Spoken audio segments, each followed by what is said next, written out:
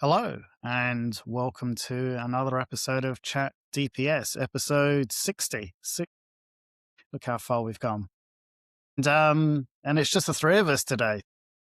Nick has unfortunately come down with the bug that took me down last week, I think. So it's just myself and the two Adams this week.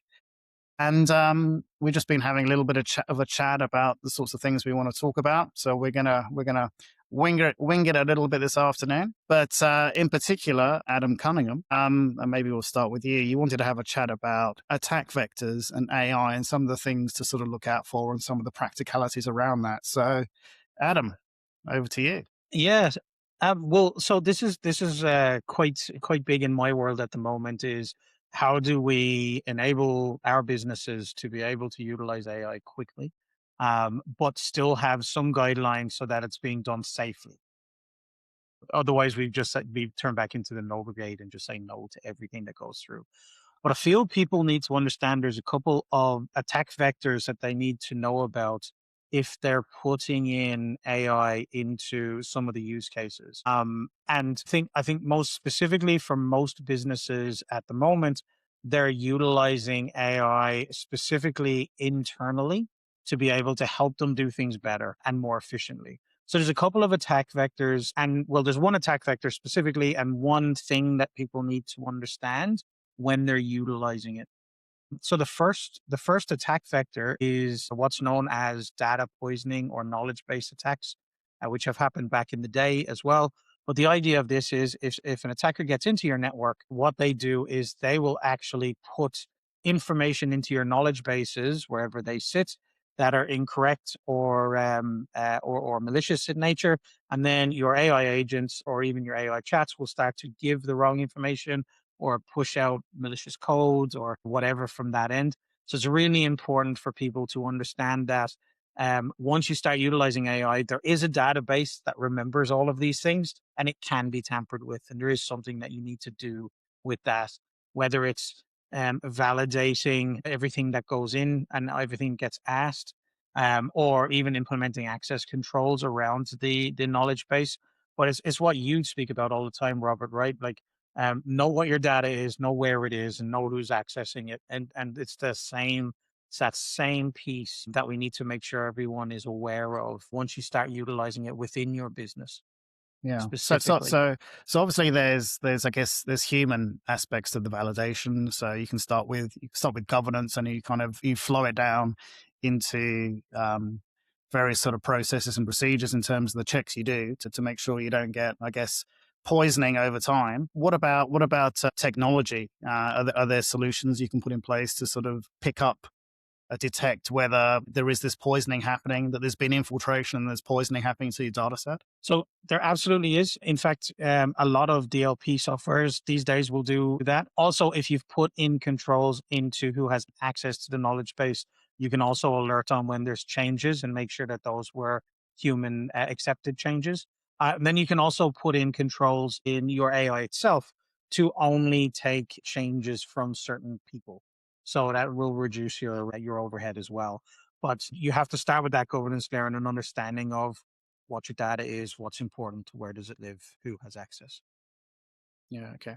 So what And I'm I'm hearing is great. it's a Yeah. digital equivalent of gaslighting. So Very it's much so. Yeah. imagine it happening over like incrementally in small pieces over a period of time, and how hard that would be to detect. But as you said, like if and Robert, you know this better than anyone. Like organizations having their governance and DLP or data loss prevention strategies locked down and understanding where that data is challenging. And I think that it's DLP's gone away and come back again a few times, but it's never really gone away as a requirement, allegedly.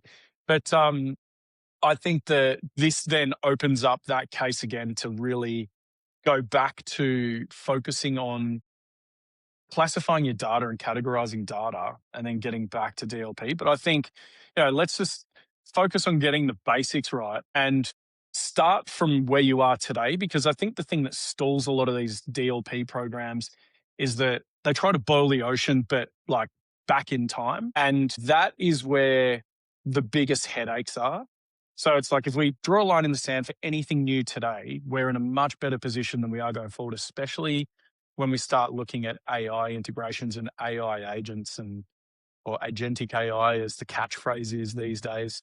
So I think there's still from you guys, it's like get the basic stuff right and the Get rest your can flow. basics, get your baseline, get your basics. Yeah, absolutely. And so in that sort of example, Adam, I mean, is this other organizations that are maybe competitors who are trying to undermine another organization, or is there some sort of, I don't know, ransom attached to these sorts of attacks? So not so much ransom. Is so depending on what your AI is doing. So if it's a knowledge base for support, usually that will be to gain extra holdings within your network to do further attacks later. However, if it's like your HR database, it could be to actually exfiltrate actual information from people by utilizing these attacks to lower the security of the information to then garner more. So usually this is like the first step as it goes through. And the biggest thing for people to remember is every AI system that you use, you should also set up logging in it so that you're able to absolutely regularly audit what's going on. So then you can see if anything's been injected or changed or anything else Yeah. because you can see a log. Yeah, very good. All right, Adam. So data poisoning was the first one. What else have you got? All right. So hallucinations, or as I like to tell people, sometimes AI turns into your drunk uncle at the barbecue and says some stuff, and you're left thinking, "How did we get here?" I'll give you a real world example of this, and I think Adam has another one, but one that I personally have seen is a staff member at a business would ask the AI assistant to draft a response to a customer's question about their contract. The AI writes a really detailed, really professional reply. It references specific clauses in the agreement. It looks perfect. They send it out to the customer. Those clauses don't exist. It completely made them up. And the customer receives it. They check their contract. They escalated it back to this company. And unfortunately, reputationally, this looks like one of two things to the customer. Either A, best case scenario, your team's incompetent, or B, worst case Allegedly. scenario, allegedly, or B, worst case scenario, they're deliberately misleading the customer. Either way, you have this reputational issue because you used AI without that human verification, without the understanding, and you just believed what it had said. And Adam, I'll move over to you because you have an even more fun Yeah. thing Do on do we this, I want to think, talk about the personal example or the large one or both? whichever you want. Dealer's choice. So I had a personal example because I was a late adopter of AI for, you know, I think Adam Cunningham had scared me so much about data poisoning and Dr. Colopio from Cultural Cyber had spoken twice at Realms of Cyber, shameless plug, about psychological warfare. And I was like, Christ, I'm still getting my head around bloody digital warfare and how quickly that's moving. I don't want to get into psychological warfare. Late adopter. Plus, I had a really good team around me who were excellent at AI. So I just went, I'll ask them what to do. So I started playing around with it and I was like, how can I make myself more efficient, more productive? And then I went, all right, low stakes game. I'll do a quick daily flash update on the latest things in cyber to watch out for. And then I'll do a weekly wrap up of what it is that happened that was of note because, in the past, that's been something that's been really well received by clients and colleagues and something that I've been known for. So I've gone and set this thing going and it was all happening in the background and it was just me testing the waters. And then I've looked at it and I went, oh my God, it is a bloody busy time in cyber at the moment. Really? This is happening and that's happening. So then I went, I'm going to look for this stuff. And first I went to the LLM and I went, can you give me a reference for this situation? And then it gave me a reference that looked real. And I opened it and it looked like a real reference. And then I went, hang on a minute, I'm suspicious here. So I Googled this reference and it didn't exist. So then I go back and I'm like, hey, LLM, are you hallucinating? And it came back with, oh, this is a proof of concept. And these examples are based on what could happen. And I'm going, so how many of the things you've been giving me over the last month have actually happened? And it said none of them are real world examples. And I'm sitting there like, just as well I'm not producing this like mass mail out of, hey, check this out, because there'd be a lot of lawsuits going on. But a real world example where this has gone wrong and it did hit publication was a large consulting firm got allegedly, do we say allegedly or because I think it's in the public it was domain? actually, We can it was, say it. It doesn't matter if it's right at this point. Just say it. All right. So it was, we're not having an hallucination here. This is real. no. 440 grand for a government department to write a policy. And the policy cited like fake court cases, fake use cases, academic papers and books. It got published, and it was only when an academic has gone through this published paper and gone, hang on a minute, I can't find these references. The large consulting firm had to admit to fault, and shockingly, only had to pay back around about 25% of what they got paid to do the job, and then resubmit it. And I'm like, there's something wrong here. They should have had to have paid the whole lot back, be barred from any federal government work from now on. Absolutely. Yeah. And be on the chain gang for the next 12 months and prove their worth. But it's I guess it's the challenge of hallucinations, right? It's when you're in one of those large consultancies and you're putting juniors on the tasks, and this leans into what we were talking about before. It's like if AI is getting so involved in our processes now, then I was saying to Adam Cunningham, the entry level is going to disappear. And Adam had a different view and he's converted me. But it's like, we really need to think really critically about how we actually implement AI in our business processes and when we implement them in our business processes, because at the moment, it's a very low single digit percentage of employees who are currently using a paid version of AI or an LLM for stuff that they're looking up for work. And this is where we have a lot of accidental data loss or data leakage, because people are putting intellectual property into these LLMs, and that has now become available for search. Yeah. Source code. Yeah. So look, allegedly. It comes, allegedly. It comes back to governance again, doesn't it? So from memory with that report, I think it was a couple of interesting things. My understanding, my recollection, allegedly, was that they didn't disclose in the report that they'd use an LLM in actually creating the report. So that's a big no-no. But secondly, I thought interesting was that a partner had to sign this off. So and they haven't checked it either. So it does bring into question the level of oversight in terms of the reports they're using. The fact of the matter is more and more of these sorts of reports are going to involve an LLM at some step in the process. You need to disclose that and be upfront about it. But I think clearly you need some vigorous verification and validation of the content and the references, so that you do reduce the likelihood of these sorts of hallucinations getting out. It's you really need to sort of take this sort of thing really seriously and have some really robust oversight policies, processes, and procedures in place. And I suppose that, the other thing that we've seen quite a lot, I've seen it in the legal sector, I'm sure you guys have heard about it as well, is there's been a number of lawyers submitting cases, getting picked up by judges saying these do not exist. And again, just embarrassing that you would submit something to the court which hasn't been checked and is a hallucination. And those lawyers should be suffering severe repercussions for that. Suspension. I wonder how many times they've disbarment. referenced like a case out of Boston Legal or Suits or something like that. Yeah. Harvey Specter said, yeah. But it's gross. It's gross misconduct, right? Like, it'd be like going into the hospital and getting a knee replacement and coming out with a new shoulder. Like you just shouldn't be that way. That's right. Actually, we should get our producer to chop in that one. Have you seen that interview where the guy was supposed to get he was supposed to get some procedure, but they did a vocal cord thing and stuffed it up? There's we'll move on. That was We'll put it up. That's horrendous. No, we won't. That's awful. God damn. Wow.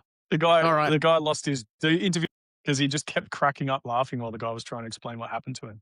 Wow. All right, let's move swiftly on. Adam, did you have any other attack vectors you wanted to bring up?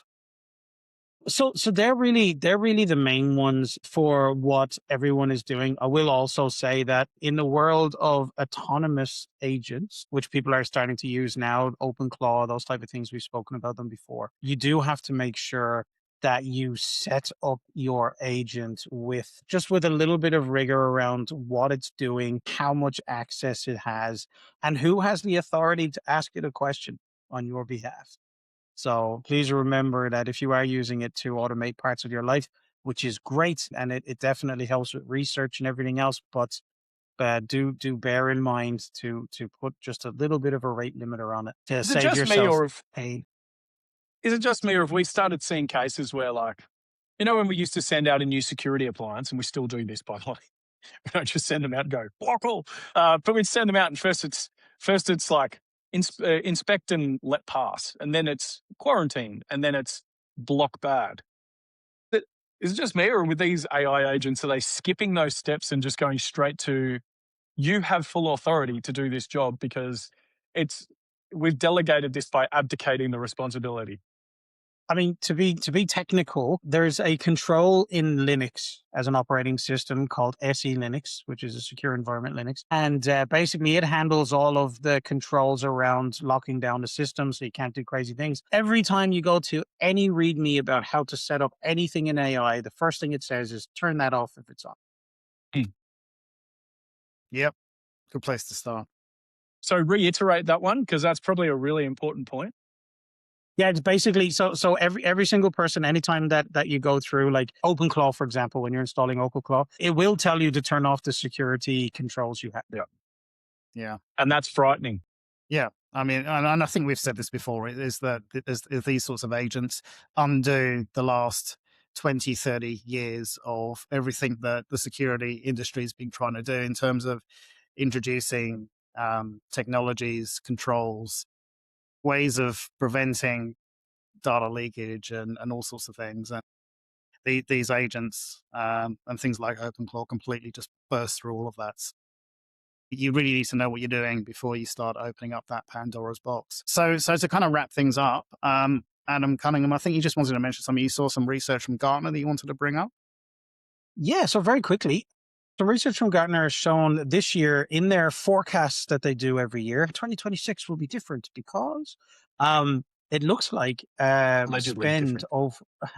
spend is up. So a very interesting thing in Australia, Gartner is citing that the information security spend is up by almost 10%, or at least projected to be up by almost 10%, putting it to IT services, consulting, and technology to about $8 billion, which is a staggering number, and up almost 10% from last year.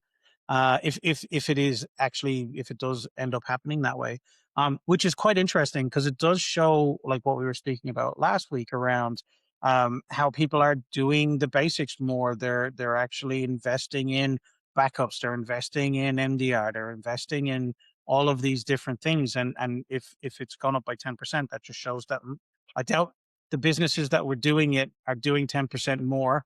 I would just say that way more businesses are hopping on board doing this as well to become no longer the easiest threats on the block.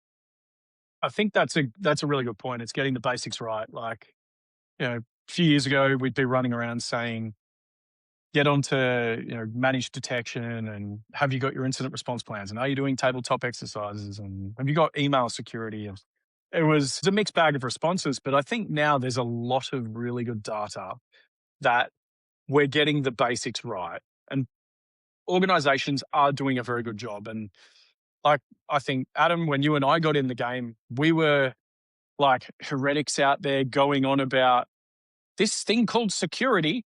And back then we were calling it InfoSec, and now we're calling it InfoSec again. But and then it was perimeter security, and there was enterprise security, and we've had I so never many stopped different. saying information security. I know I lost the battle with the with media and cyber, but it's always been information security. Even when I had an Cyber's airline. become a catch-all. It's become a catch-all. Like, it's just it's information security, and we're looking at what we're doing across everything. But I think that we used to be the evangelists out there talking about this, and people thought we were crazy for saying you need to do all these things. And now, like you've been a board advisor for quite a while, and I've advised boards for not as long as you, but I've been advising boards as well. And we and I also haven't got as good of a beard as you because I can't catch up. That's the nicest way you've called me old yet. I just say. What fertilizer are you putting in that thing? So we used to be beating our own drum, and it was falling on deaf ears. And we used to say things like, the CISO can't report to the CIO. It's a conflict of interest because the CIO doesn't care about security. It just wants the networks to run. But if you look now, we walk into a boardroom, we do a tabletop exercise. The board is the most engaged in the room. We go to CEOs, CFOs, CIOs, Joe Blogg, the director of first impressions, the most interesting title I've ever come across in my job, by the way. I think the CEO said, you're the receptionist. But everybody is, not everybody, but a lot of users and especially executives within organizations are actually cyber aware now. And cyber culture has improved dramatically. And obviously we're not where we need to be, but we need to celebrate the wins. And we do have the ear of the board. We do have the ear of the CEO when we talk about security. And I think that's why we see a 10% increase in security consulting and software, and it's like software to protect organizations and actually elevate and get the basics right. That's I great. will say one last thing on AI though, is it's really important to get ahead of it because criminals are using it now. And Yes. to explain how much criminals are using it, I was at a conference on the weekend. Shameless plug for Crikey, bless them. And they had a capture the flag, which is a hacker's delight, basically garden set up for you to break and enter into electronically. And there was a number of things that needed to be done there. And the winner, who actually stepped down and allowed one of the other teams to win, but the winner was a single person that utilized or augmented his own capability with Claude and literally won the entire thing. Gotten most flags the quickest way, augmented with AI. So to point out that these attacks are happening consistently. If you're utilizing the same tools, you have to be understanding of the fact that these are being used to attack you as well. And from that competition, that one CTF competition, it proved that it actually works. Yeah, absolutely. Yeah. To coin one that the producer put out to say we said it way too many times over the last few podcasts, business email compromise has become so much better. Like the actual emails that come out have become so much better and harder to detect because you can put a persona and localization, and you can even, like, all you need to do is make an educated guess at what an organization's signature panel looks like, and you can make it look pretty bloody good. And you think, like, if you think attackers are not using the same, like using the newest versions of what we're looking at, like it was a couple of years ago, they had their own AI called Darkbert. And for those who can't get their heads around it, the Fast and the Furious, it might have been episode like Fast and Furious 76 or something when Vin Diesel was in a wheelchair. But they had this software and they called it God's Eye, and the software could target any person on the planet. That's obviously an over-dramatization of what we're talking about here, but the adversaries have had this Darkbert for over 2 years now, and that's their version of AI. So we're not saying don't use AI. We're saying get it right, get your governance around it, and make sure you put smart people on it, but also make sure you actually look through what it's doing. Because you wouldn't go put a new staff member in and give them, global admin rights or got access to all your systems without doing vetting and sending the FBI, doing the FBI checks or the AFP checks on them. And we need to treat agentic AI like it's human. Absolutely. For that, like in the governance side. Yeah. Well, on that note, Adam Cunningham, I think we've hit InfoSec bingo or cyber bingo. I think we've hit all of the key words for today. So well done, both of you, on that. We didn't say human in the loop.